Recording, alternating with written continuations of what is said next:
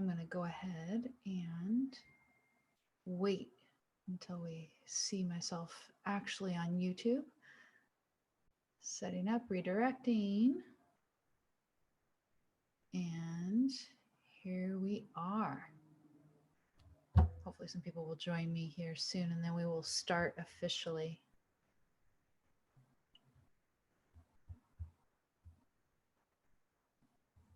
Maybe I'll drop a link over in my feed.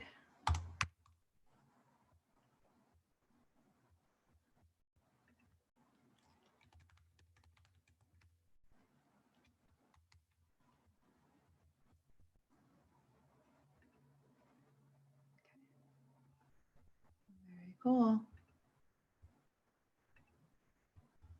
Hello, Gail. How are you doing? Over here in the chat at YouTube. Wait for some more people to file in and we will start. Let's see here. Okay.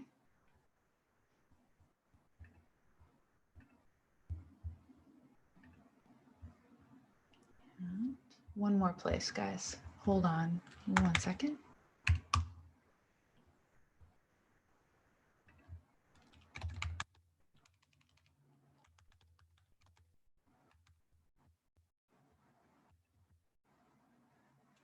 Okay. I think we are good. Hello, everybody. So Amy Peikoff here. This is Don't Let It Go, my flagship show that I do solo on Wednesdays. In addition to this show on Wednesdays, I do None of the Above with James Valiant on Friday. So welcome, everyone. And as you see, I've got a title here, and I've included, because I was going to do a pure focus on privacy today, sort of privacy in the COVID and post-COVID era. But this morning, I saw a couple of articles having to do with government transparency or lack thereof, or actually aspiring lack of transparency in the case of California, where I live. So I've modified it, and we have today politicians and bureaucrats after COVID to us. This is what they're saying. They're saying transparency for thee and not for me. And I'm going to explain what I mean by that. What it means in effect is that our privacy is at risk, and not for the reason that you might think. I'm on Zoom right now, actually broadcasting, and there's been a number of articles in the last couple of days talking about the lack of privacy on Zoom and how various government agencies have been going to Zoom and saying, you don't have enough privacy and it's not secure and the blah, blah.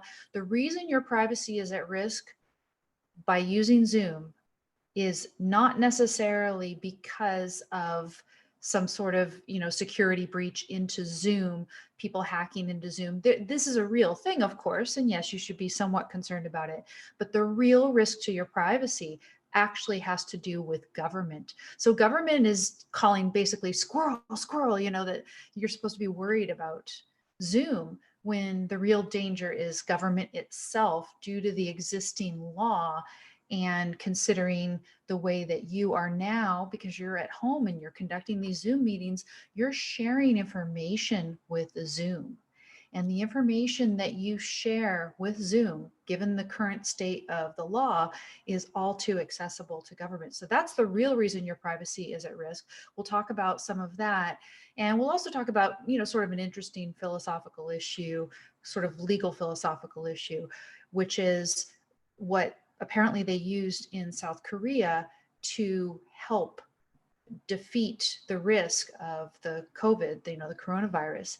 And that is tracking software of various kinds. Is it, a violation of your rights to track people's movements on a cell phone during an outbreak like COVID, and therefore be able to identify where the infected people have gone, whether you as an individual have been in the same location as an infected person, and therefore maybe you should be tested, and maybe you'll get a notification on your phone, you were at such and such place next to an infected person, you should go get tested. Is this a violation of your rights? Is this something we should want? Is it are there ways to achieve it without violating your rights and still get the benefit from it? That's an interesting question with respect to individual privacy. But as I said, the thing that got me this morning were a couple of articles talking about government transparency or lack thereof. And so this is the double standard that we always get. We've gotten it with the HIPAA legislation for years, right? The HIPAA, this that supposedly protects your privacy and your medical information. Essentially, what it says is that the government can have any information about you that it wants, and you'll get whatever protection the government deems that you maybe should get. It is ridiculous. And we're seeing this double standard all over the place. All of us are at home, and you'd think, okay, well, if you're at home, then potentially you'd have more privacy, but you actually have less privacy at home right now than you do if you're out there in the world meeting with people in person and everything else. And why? It's because of the current state of the law and the fact that you are conducting your conversations largely over non-encrypted means. Then another thing that I want to talk about today is the future of encryption and really the current assaults, the risk to encryption right now by our lawmakers. Apparently they aren't slowing down, even though we're all at home and we're supposed to not be making progress on our work. They are busy trying to push through the so-called Earn It Act. And I'm going to tell you a bit about the Earn It Act and how it threatens the ability to have encrypted communications, which is really, in the situation we are now where we're working from our houses, it's the only way for you to have secure communications that the government cannot get warrantless access to. And of course, that's why they want to attack it. That is the last bastion, right? So anyway, that's what we're going to talk about today. And I got sent a photo on my phone from my father, who I think I'll excuse him for not knowing that I'm online right now, sending me flower pictures. That's very nice. Yeah, we got to keep those flower pictures going at a time like this, everybody. Sorry for the interruption, but I want to, my first thought was, well, doesn't he know I'm live right now? But then my father is a person who actually needs dialysis regularly, and he's in New Jersey. And so, obviously I'm concerned about him because he has to go in regularly and stuff. So he's sending me flower pictures. This is all good. How are you guys doing in COVID, by the way? And feel free to join in the chat over here at YouTube. Please click like and subscribe if you are not yet. I know that requires a login for you to comment in the chat and click like and subscribe and do all those things, but please do us a favor here over at YouTube. Those of us who are streaming and stuff, we really live on this. The more interaction that we get from you guys, the more subscribers, participation, likes, and things like that, that will increase our visibility and increase the ability for me personally. I think I'm pretty close to earning the ability to have the super chat where you guys can ask me questions live and contribute little bits of money to me and stuff like that. I would love to have that toy to play with. That's one of my goals for 2020, is to get that toy in my toolbox. And so if you can help me out with that, I appreciate it very much. Of course, sharing this show with your friends will help that as well. So tell me, I've got two friends so far. One, I guess neither of them I'm so close to. There was one that I had used to be very close friends with. And I heard last week that he was tested positive for COVID, and he had posted in a way that suggested he was confident that it was done, but he was only a few days into it. And so I'm not so sure. So I'm kind of watching that space to see how he's doing. And then the other one is the one that I've talked about on the shows is David Latt, whom I only knew in a professional context. And I'd met him when I did an event with him at Southwestern Law School. And he got so bad that he was in the ICU on a ventilator in New York City. But as I understand it, he is now kind of within shooting range of being able to go home, be discharged from the hospital. So that would be wonderful. I'm so glad to see that he's going. He says that he's not able to do things like audio interviews yet because his voice is still shot, but he is giving text interviews and they're publishing some interviews with him. He seems very coherent. So I'm really hoping and wishing a full recovery for him. Any of you guys no suffering from it so far? I'm checking my temperature almost daily, basically. And so far, I'm doing okay. And just doing things to try to improve my health generally. Gail says that she's trying to stay cardio fit without the gym. I see people outside all the time. They're biking or walking or things like that. And certainly we can do that during this time, depending on where you are. Now, if you were in New York City, for example, it would be hard to go out on a nice walk and always stay 6 feet away from somebody else. The sidewalks can get quite crowded. But here in Southern California, it's quite possible to go out on a nice walk and always stay 6 feet away. Last week, I saw some neighbors and it was so cool. They were all sitting out on one of the neighbors' driveways talking, basically having almost a little party, but all the chairs were spaced far apart. So they were, adhering to the social distancing guidelines, and they were in their own neighborhood and stuff. But I thought, that's great for them that they're out there doing this and making the most of it the best that we can. So here we are, you and I, we're far apart and able to catch up with each other and chime in. So let's talk. Okay, what do you want to talk about first, guys? Do you want to talk about the lack of transparency in the government or the threats to your individual privacy? I'm going to let you guys steer it. Basically, the first person who chimes in the chat and gives me which one you want first, I'm going to go.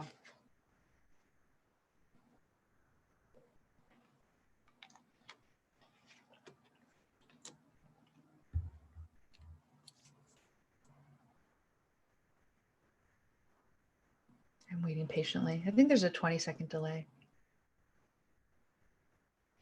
Oh, you guys are talking about the outside. So Mary says, sick at home for 3 weeks, but no test. Oh my gosh. My beach town has barriers at each beach entrance to keep people from entering the town from the beach, which is the state highway. We had one confirmed case. Yeah, so one confirmed case, obviously, because nobody's getting tested. There's a woman who I know from a different online forum, and she has been sick with, under 101 or above for over a week. And she was tested about a week ago, and they're saying it might still be another week before she gets her result. And I'm saying, gosh, is this part of what we've heard, that the CDC has really botched the testing mechanism in our country? Not only did they put a barrier on anybody else releasing a test because they wanted to be the ones, but they botched the testing themselves. They couldn't even do it correctly, and they didn't let anybody else do it. It's ridiculous. So I hope you get better soon. I hope it's not so bad. But yes, I've heard that this one can hang on for some time, and it can have a variety of symptoms, right? So it's to the point where any symptom that you have, it could be coronavirus anymore, it seems.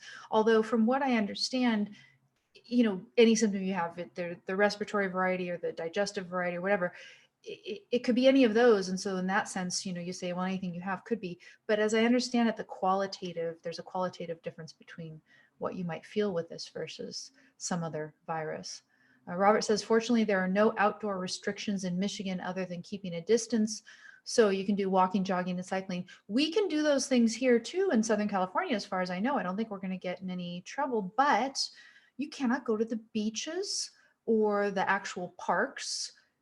Hiking trails and all these kinds of things are all blocked off. And it is ridiculous because there's plenty of space. And if they did it right, of course, people could keep the distance apart, but they have closed the beaches. And so you start to think, okay, what does California have to offer if they're closing off the beaches and they're keeping us all locked down for all this time? I am hoping that the tests will continue to level off, because I've seen somewhat of a leveling in the data the past couple of days, and that they are going to be able to tailor it in different places throughout the country and shorten the window. That with the ramp up of testing that's coming, there's supposedly tens of thousands of tests that are very short acting tests that are going to be released. Grandma says day 21 for me and husband self-isolating. So kudos to you guys. I hope you guys are doing well. That's always a challenge where you're you're not used to necessarily, not most people, being in the same place 24 hours a day with family members or roommates or anybody else, and being able to do that. Tom says, I'm getting annoyed by panicking grocery hoarders, but otherwise okay. So I actually found yesterday a package of toilet paper, a brand name Charmin. I was able to buy that in a store. Okay, so Tom says he's interested in the Earn It Act, and he was the first one to respond that way. Charting temperatures, says Gail. Concerned about government intervention. Yeah, so let's talk about Earn It. Oh, she says, I heard one man was fined $1,000 for walking alone on the beach. That's ridiculous.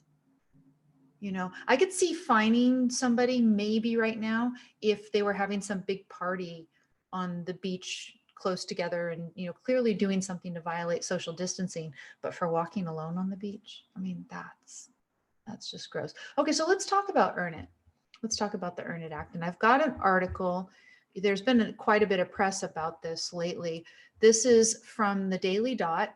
And the headline on this one is why sex workers are sounding the alarm on the Earn It Act. And so now it's sex workers and various liberal organizations that have taken up the call against it.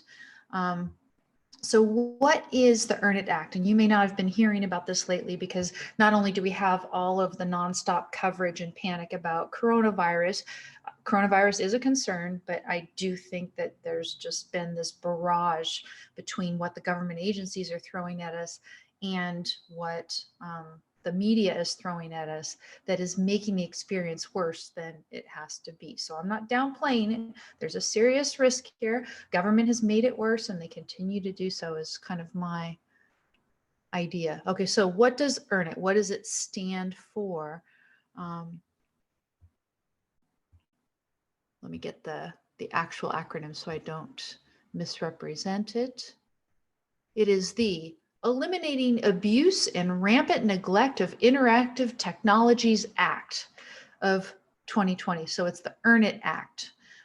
Eliminating abusive and rampant neglect of interactive technologies. And what it really wants to do is surveil and perhaps curtail, because of surveilling, online speech.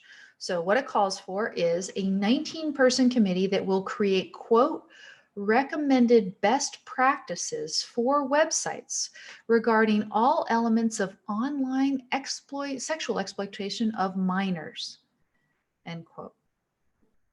And so the members of the committee would include the Attorney General, Secretary of Homeland Security, and the chairman of the Federal Trade Commission, along with 16 additional appointees who are split between law enforcement prosecutors, child sexual abuse material survivors, tech and security industry members, and internet platform staff. So of course, you've got to have some of those tech people on the committee, because then what do you get? Think Atlas Shrugged. I mean, this is right out of Atlas Shrugged. If you have some tech people actually on the committee, then you get that sanction, right? That somehow they are happy to go along with this massive government takeover and power grab. It says the commission would send the Attorney General its recommended best practices for reducing child exploitation. This ranges from, and they talk about the different exploitation that could happen, the proliferation of online material that you could imagine what it is. It says the Earn It Act does not specify what these terms mean, giving the commission broad authority to define what these best practices entail. Okay, so let's stop there though, because imagine that we define this in the narrowest way, right? So suppose this is child porn, right?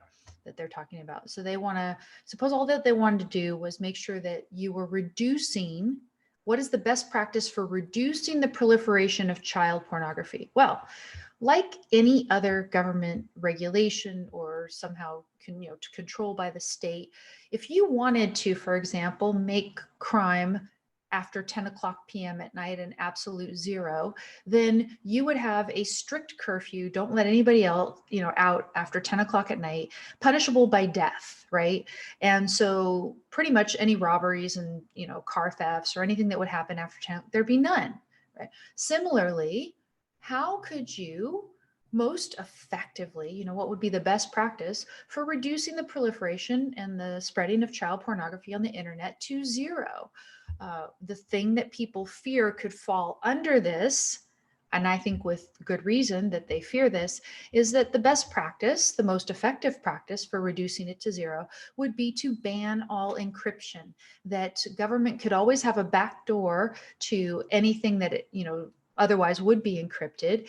And you cannot have end-to-end encryption on any communications at any time ever. So, imagine a very Orwellian world in which all of us are told, because of the danger of COVID or some other thing, that you must be stuck in your homes and work from home and communicate. You've got plenty of internet access, you can communicate electronically, but all of a sudden there is not even a legal option for end-to-end encrypted technologies. And you're stuck that way. Government has complete access to everything that you do in a way that it doesn't before. So if you combine a post-COVID environment whereby now the precedent is set that government can keep you home for a whole month on end without any particular exit strategy or any of them upholding on their end the bargain to end it as soon as possible and make people feel safe to actually go out in their houses, right? We're stuck in our houses. We're getting bombarded with things that just make us even more fearful of the risk of something like this. And then when they do finally let us out, certainly the government will not have done anything to really eliminate the absolute risk, because they're bumbling and they're still keeping control of things, and the ramp up is going to take a while. So we'll choose. We're getting habituated at this. We're going to stay home. We're going to try to communicate with each other, and at the same time we still have our so-called lawmakers in Washington trying to push through this Earn It Act that is going to give this broad discretion to this committee, recommended best practices for reducing crime online. And how could you argue with it, right? I mean, child pornography is horrible. It is, it's a violation of the rights of minors. There is no way a minor can consent to any of this stuff. It's a violation of rights. But what it does is it opens that door for them to say, okay, well, this is the best practice. The best practice is no end-to-end encryption. And yeah, sure, you can pretty much shut down any child pornography, but that's not their intention. That their intention is that they want to continue what they have always done so far, right? Because where are we legally? And this gets into the kind of the broader scope of what I wanted to talk about today. There's articles out there talking about how Zoom, I'm on this platform right now. I've been broadcasting on Zoom for a couple of years now, and I like it. I think it's a great platform. I'm not using it to have any particularly private conversations. I do have weekly hangouts with my supporters and subscribers and patrons. Those are exclusive for them, but in terms of anything super private, no, I'm not going to be on Zoom for that. But what happens right now, for instance, there was a thing, Boris Johnson is out there conducting cabinet meetings on Zoom. And I can imagine that private companies might be conducting meetings on Zoom in which they are discussing things like trade secrets or business strategies or things that they would rather keep private. But guess what? Here's the thing. Now, the articles have been focusing on the fact that Zoom could be hacked into. So for example, if people thought I was at all important, somebody might try to hack into the Zoom meeting that I used to create this show, and then they would interrupt and they would broadcast some sort of horrible racist content or whatever.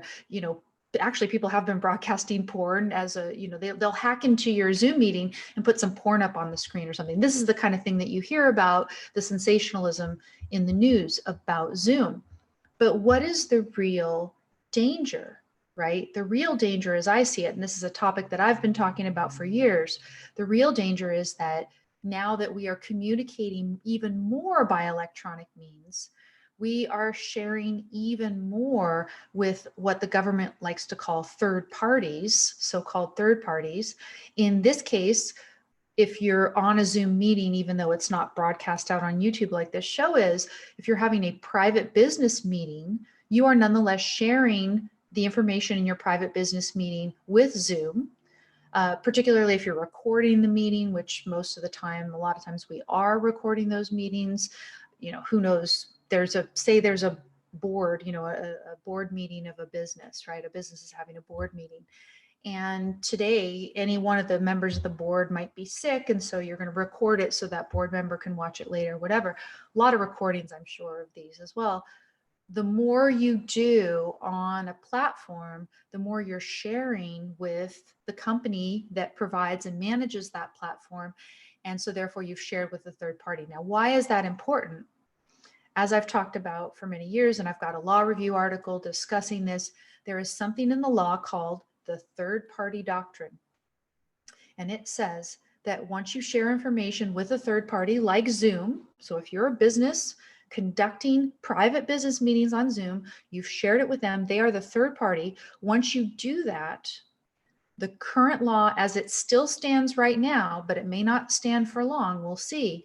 The current law as it stands for now says that the government can obtain any of that information you share with a third party without a warrant, without probable cause, without particularized suspicion. Now, there is a state, Utah, that has, at least within its jurisdiction, eliminated the third party doctrine entirely. There are other states who've been looking at this. New Hampshire has looked at this to a certain extent, but they haven't unfortunately gotten far enough to pass it. There are also hints in judicial opinions, in litigation, that it may be eroded away. And if you go to my website, legalizeprivacy.org, legalizeprivacy.org is the Center for Legalization of Privacy.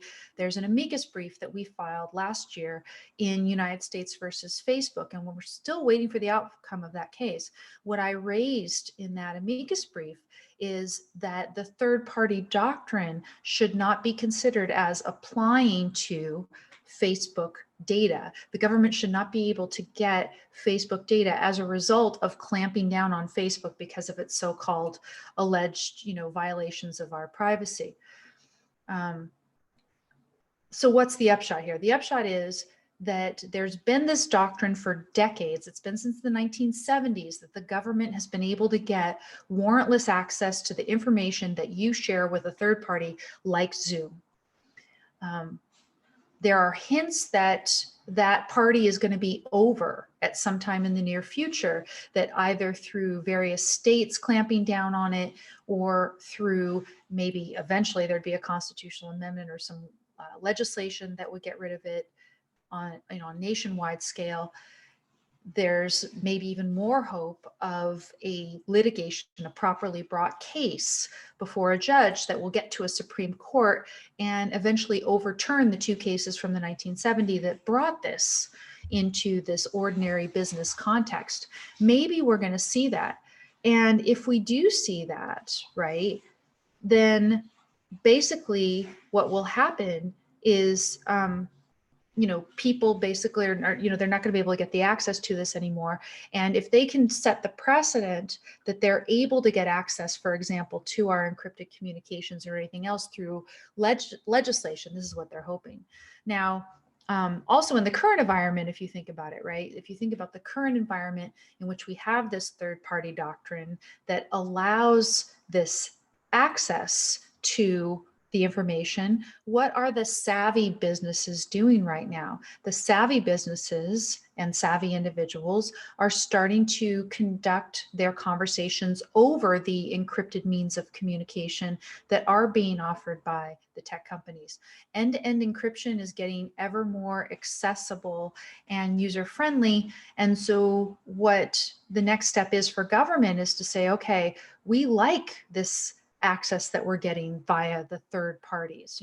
We like that we can obtain information about a subject of investigation without presenting a warrant to the subject of the investigation. I mean, remember the old days, right?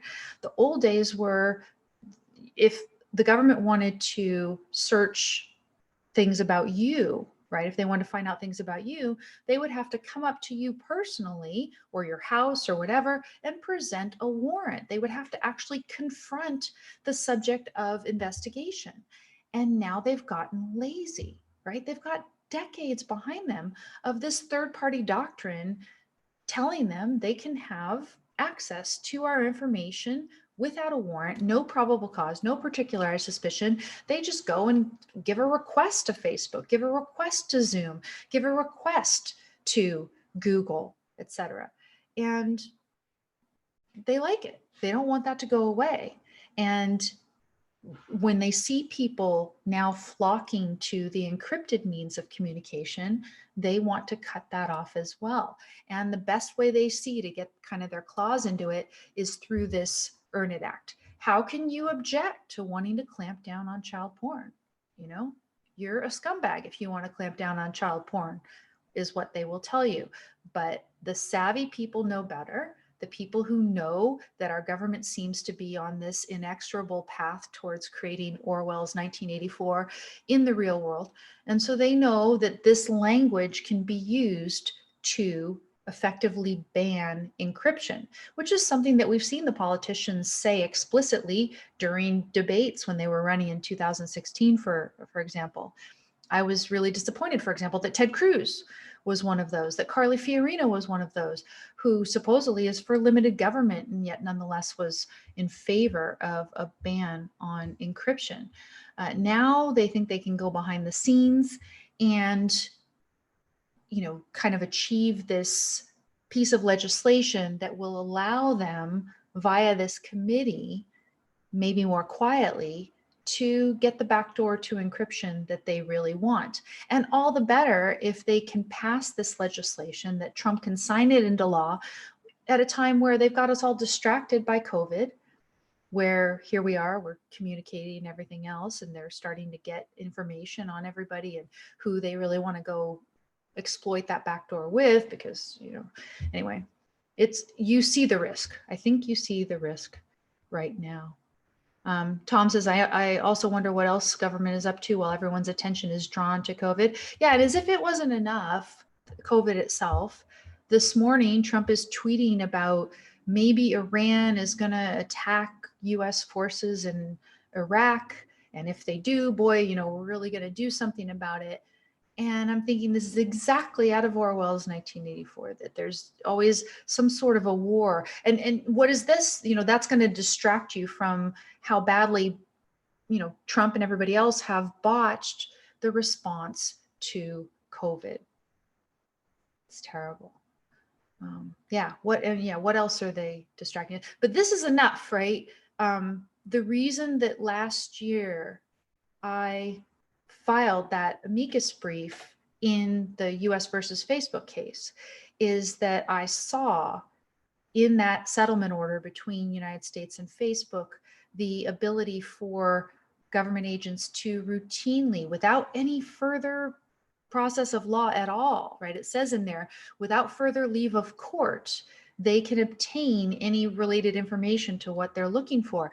And it's very broad language in that settlement order. And it says, in essence, that the FTC and the DOJ for 20 years or more could get warrantless access to our Facebook user data.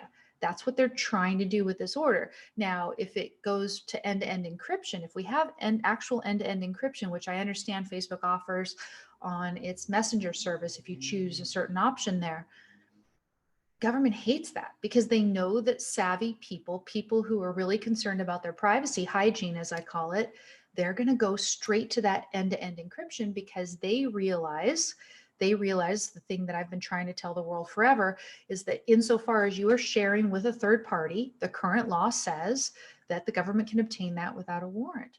And so the government is not satisfied that it's got that doctrine. It probably knows maybe the party's going to be up soon, and it wants to put into a piece of legislation via this Earn It Act the ability to clamp down on encryption. Now, the other angle on the Earn It Act, by the way, is that the penalty is that if the platforms do not conform to the recommendations of this 19-person committee and as ratified, however it specifies, there's some sort of procedure, right?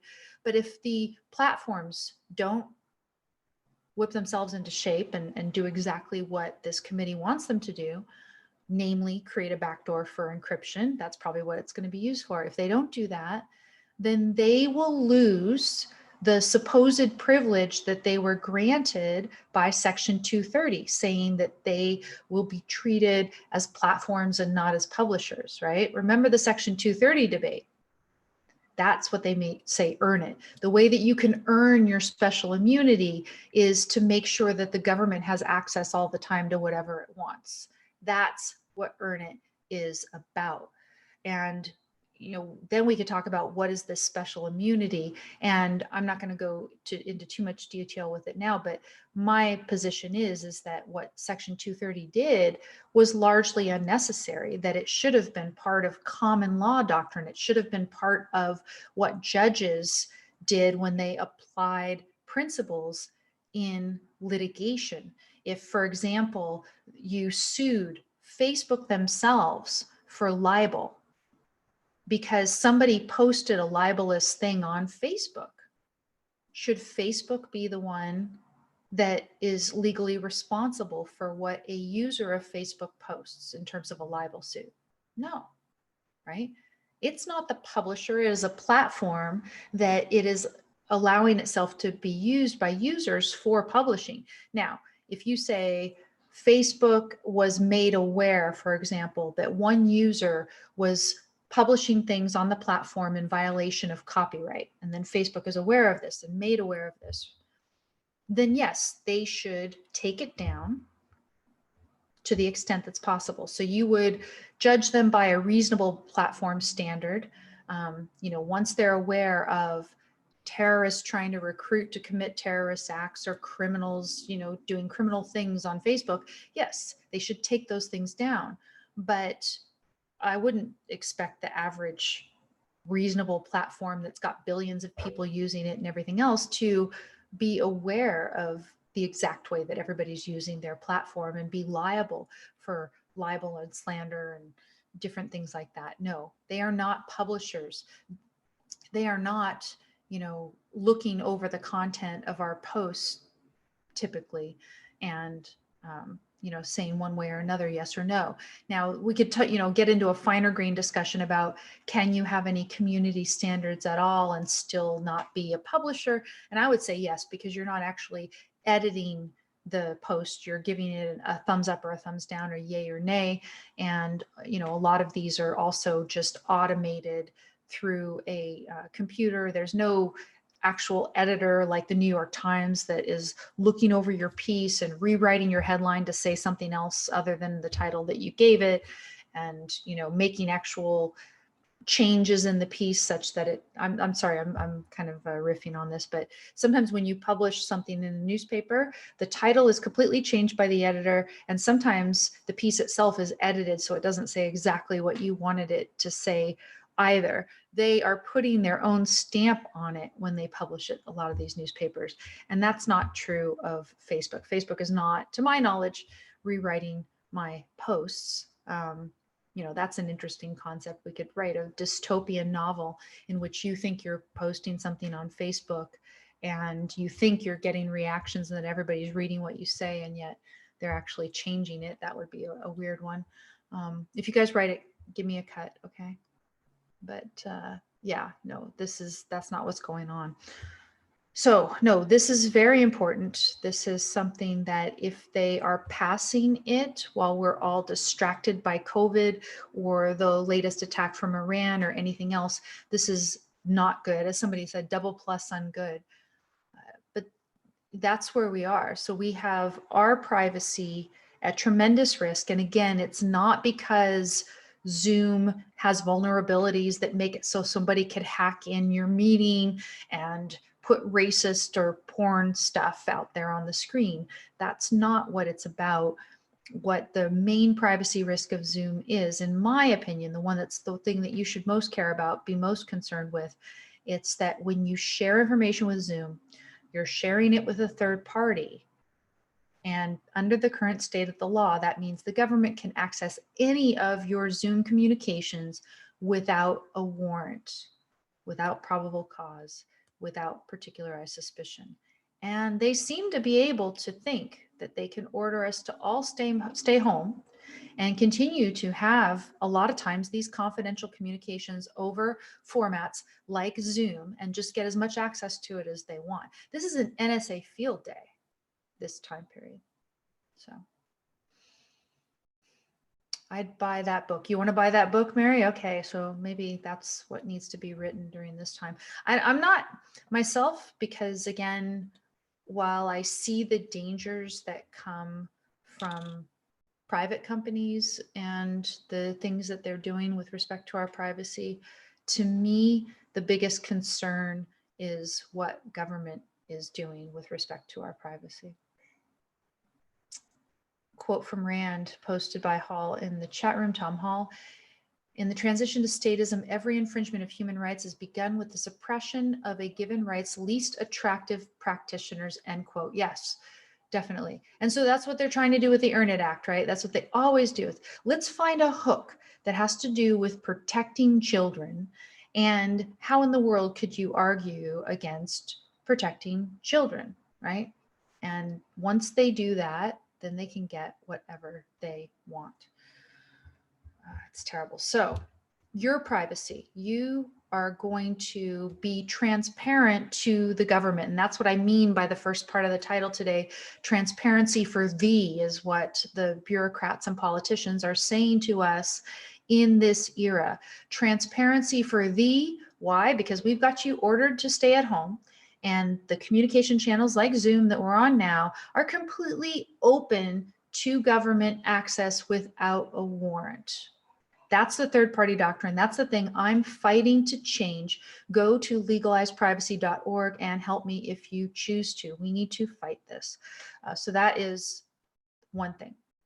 Transparency for thee and not for me. Let's hope we all get out of here and be able to have our in-person meetings and get the government out again as soon as possible. And let's prevent them from passing Earn It, so that even if we're going to stay home, we can have encrypted communications. If you are concerned about the type of communication that you're having, then you can, if you are a business, switch over to an encrypted means of communication. And if you're a business and you want me to try to help you figure out some of that, I'm of course happy to do it too. Contact me through the various means, but legalizeprivacy.org is the nonprofit that I work with. Okay, so that's that for your individual privacy. And then what is this not for me stuff, right? And this is what I said came up this morning in my feed. I was going to do just a completely privacy, individual privacy in COVID and post-COVID era. That was going to be my concern today. And then I see these articles. There was 2 today that just got me angry. And I was also very angry because there's a great piece on Leapsmag that is Kira Peikoff's publication, leapsmag.com, I believe is what it is. Let me go ahead and get it up on leapsmag.com is her website. And she has a piece actually detailing how it is that the government got in the way of adequate testing. So I was already upset. And then I saw 2 other pieces. One of them is a piece that I think it was Bloomberg Business put out. And it was that our intelligence agencies have discovered that indeed the Chinese government is obfuscating the true data about the spread of the virus in China. Now, you know, obviously there's some grain of salt that you can take some of this with, because as it stands right now, in terms of reported figures, US is now #1 in number of cases reported over China. And so somehow we are worse than China in some way because we have more reported cases. Now, on the one hand, I do think our government has botched it, and that is a reason why we have more reported cases. But on the other hand, you know, I think also, yeah, it's probably true that China does have more. But now we wonder, what do we believe, right? Because Trump doesn't like being #1 in this. You know, people have been joking. I think Hillary even went, yeah, Hillary had the tasteless tweet back to him. Well, he always says America first. This is not the way he wants America to be first, right? So you could say, let's take this with a grain of salt. And perhaps there's a little bit of pushing of that agenda that China's hiding it. But I also at the same time do believe that China is hiding it, right? There's been stories speculating that China was hiding the fact that the coronavirus was around maybe for a few months of 2019 before we ever learned about it. But in any event, so that is one story that the Chinese government has nonetheless, and still hiding all of the true data about the virus, even as they see the massive toll that it is taking on human life in their own country. You'd think they care about their own citizens, but also around the globe. And that's just unacceptable. But then there was this other story, and it disturbs me. I mean, I'm a native Californian. I'm living in California. And then I see this horrible story. Let me go ahead and get it up. By the way, follow me on social media if you don't already. I'm on Twitter, I'm on Instagram, I'm on Facebook. In terms of substantive articles, of course, I'm posting more on Twitter and Facebook because, links to text articles and stuff are much better. You're getting pretty flower pictures and things on Instagram, sometimes a little bit of politics and stuff. But anyway, let me find you. This is from Timothy Sandifer, who pointed this out this morning to me in my feed on Twitter. AP News is reporting that in California, the cities are asking for their transparency rules, the rules that force them to be transparent to citizens. They want those rules waived during this pandemic. San Francisco AP, citing unprecedented challenges created by the coronavirus pandemic, city officials across California are asking the governor, Newsom, I like to call him Newsom Gruesome, to suspend or delay numerous state laws, saying they're unable to comply with everything from environmental regulations to public records laws that give people a window on how the government is spending public money. Noting that city resources and personnel are stretched thin responding to the pandemic, the executive director of the League of California Cities asked Newsom last week to, quote, take immediate action to pause certain statutory requirements.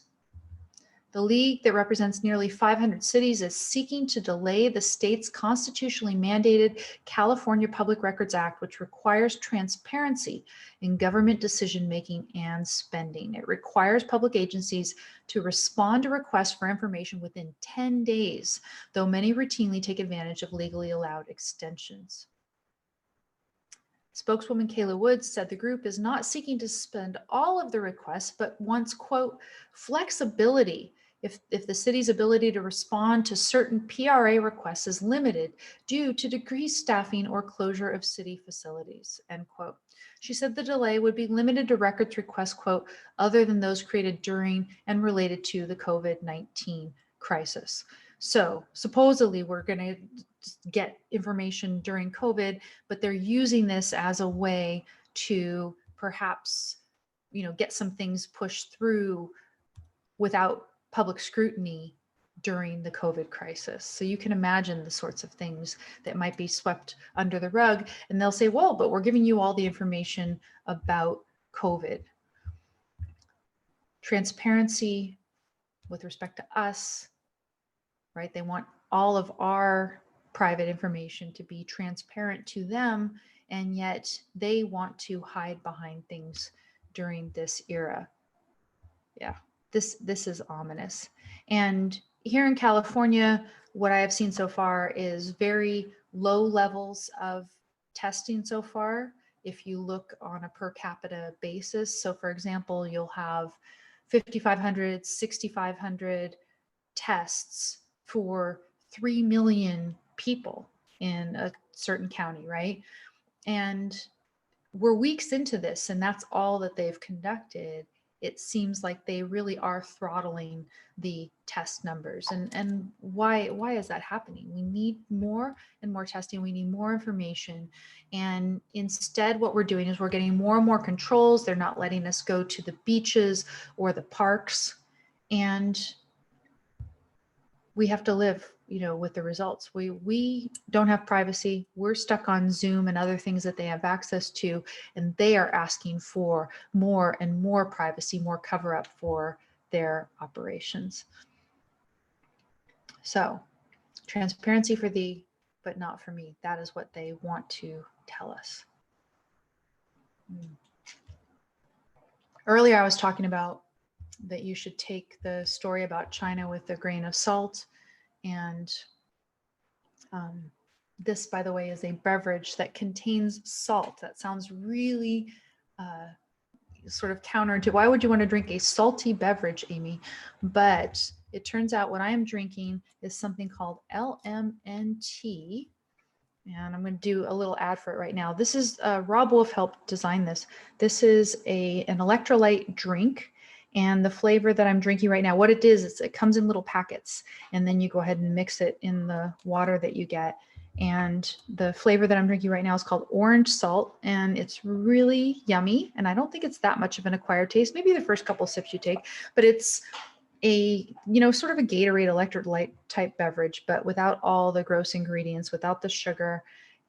They're really good. They have raspberry salt, orange salt, citrus salt, and they also have a plain one, but it's the plain one. I've tried it because sometimes this can still be irritating on the stuff of me that's healing, but I love the flavors so much that I go ahead and I take a hit for it. Let me drop LMNT. I'm going to drop a link for you guys in the chat. I meant for the link to come up actually as part of YouTube, but it wasn't working yet. So let me get you this link and I'm going to drop it into the chat. I'll also drop it into the description on YouTube afterwards as well. So let me get a link. Okay, there's my link. And I'm going to give it to you over in the chat in YouTube. I highly recommend these. These are particularly good if you're on any kind of a keto or carnivore diet and you need to watch your electrolytes. Go read about that if you want to do some research. But this is something I'm drinking all the time. So Xinhua propaganda is rampant in Western media. U.S. congressmen get China daily delivered directly to their offices. Wow. And is it the U.S. congressmen who are Democrats who are then going to work in cahoots with them?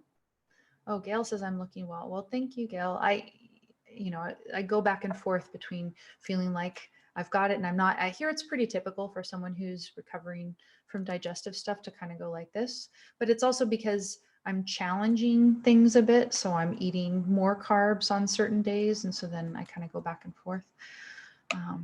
So yeah, so thanks for that. But yeah, I'm working at it and continue to try to get healthier even through this period. And it's hard, right? It's hard for all of us because there is stress involved. So, what are my survival tactics? I've been trying to work on my digestion for a long time. And I think through eating a lot of meat and healing, I've been doing that quite well. And as I said, I'm trying to ramp up the carbs and I will detail more of what's going on with that in the Hangouts because I don't want to bore you guys. But there's that. So eating, I think meat is very good in terms of healing things that are wrong in your digestive tract. It's good in terms of a mood stabilizer, believe it or not. It's kind of weird, but in terms of less anxiety and things, the more meat I think you eat, the better. So these are times where looking at the news can make you anxious. I was hearing Yaron the other day, and even he was saying, yeah, you get that news feed going too much all the time. And even he's so, I think a lot of times more laid back than I am. And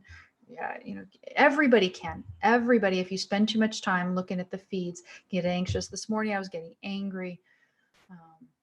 So it's a hard time. Yesterday, I was talking to people who are talking about facing bankruptcy in this era because their particular type of work is being cut off. And because of certain stupid arbitrary definitions, they don't even qualify for unemployment assistance.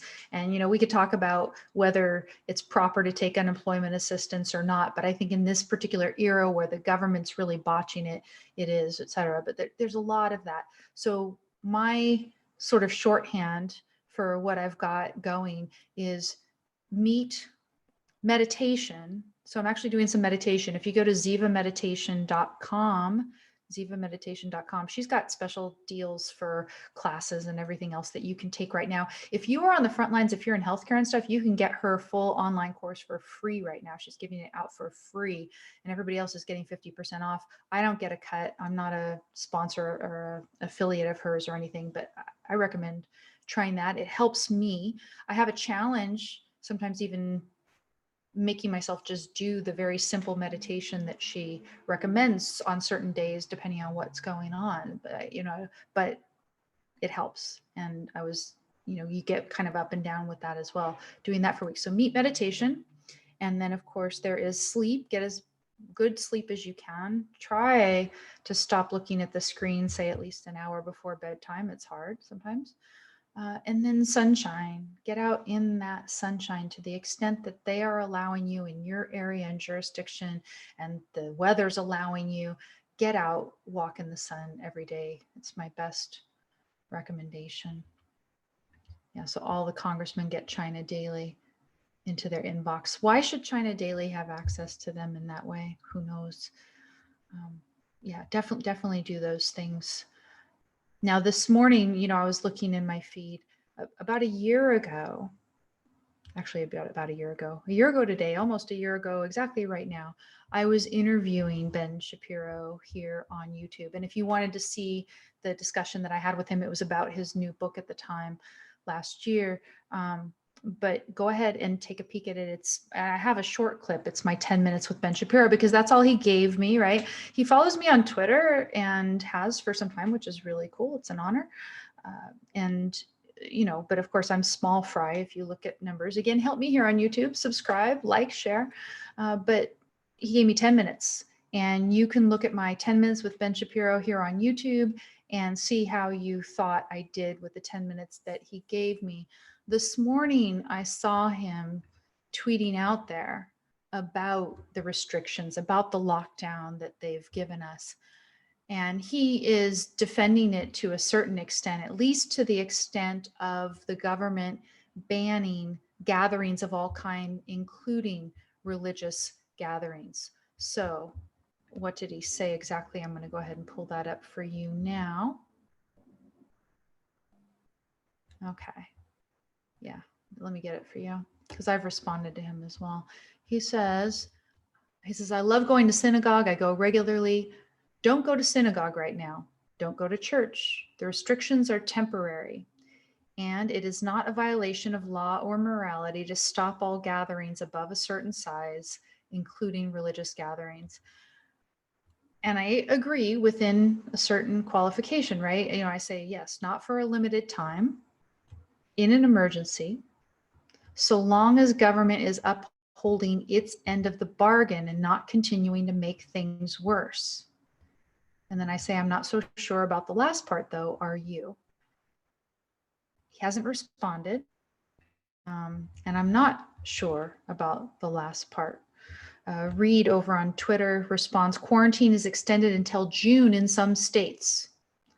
I'm very worried about the negative effects that the overreach is having in many areas and the precedent this sets for the future.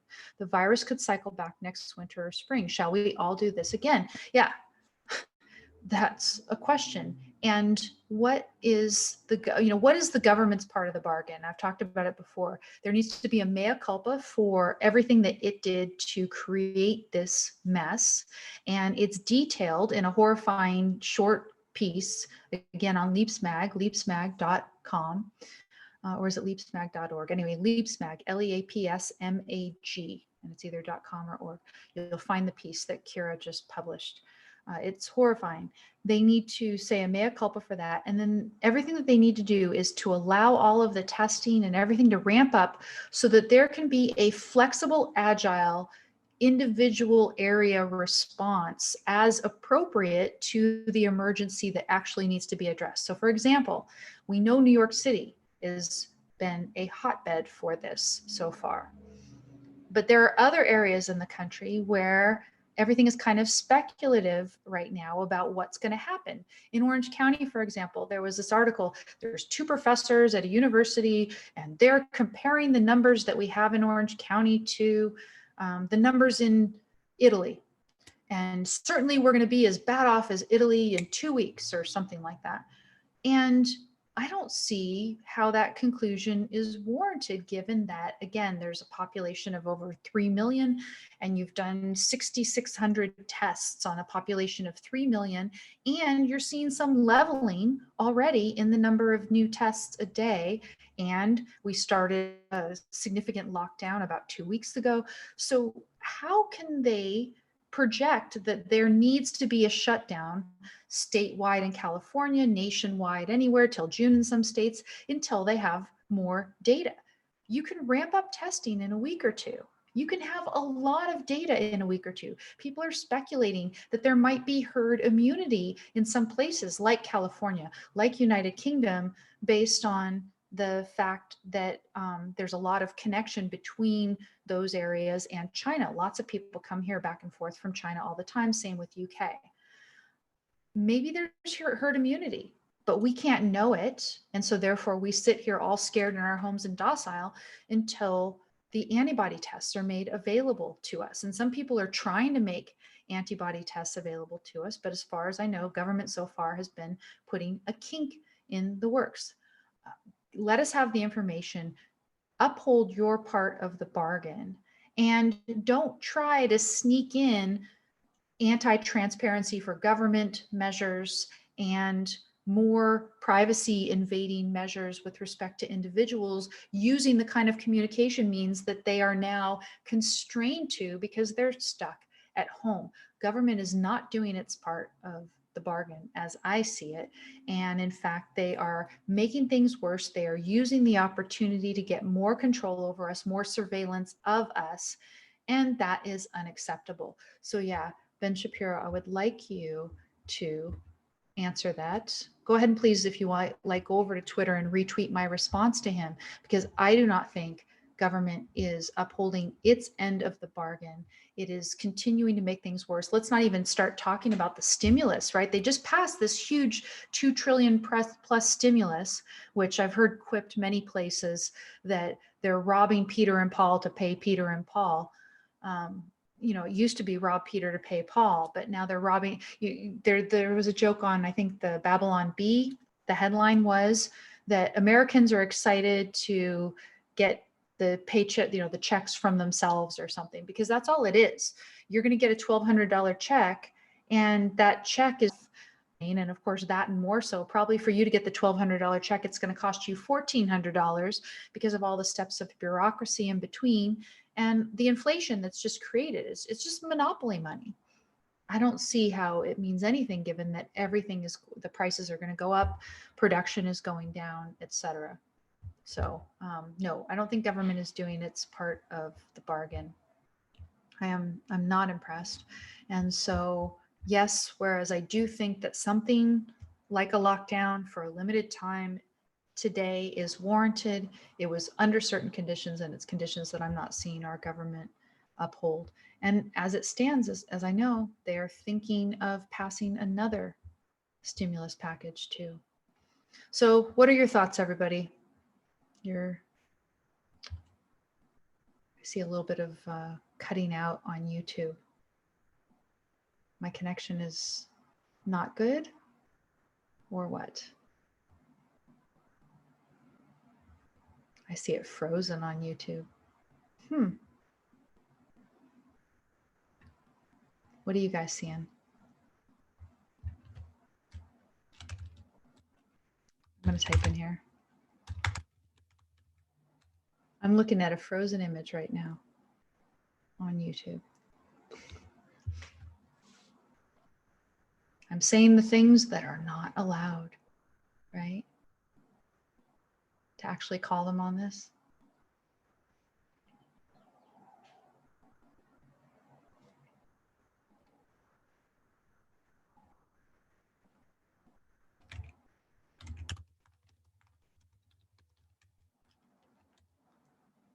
Okay, well, it says I'm live on YouTube. Okay, here we go. 15 days to slow the spreader over, says Tom. I'm thinking of going to the only church open in my town on Sunday, even though I'm an atheist. Okay. I mean, just what, to go and see people, or just as a protest. You know, I wouldn't want to go, and that's the thing. Okay, you can hear your Vine, but the video stopped. Okay. I'm not sure why it did that. Well, maybe at least that you can hear me. That means also, yes, audio's fine, but video is stalled. Okay, and what I'm looking at is I've got my hand all up in the air and I'm really animated. So maybe that's well, we're gonna say that this is the position you see me in there on YouTube as I go is the battle cry. What I want to do, what I've been talking about in the last several shows, is we have to continue to hold our government's feet to the fire.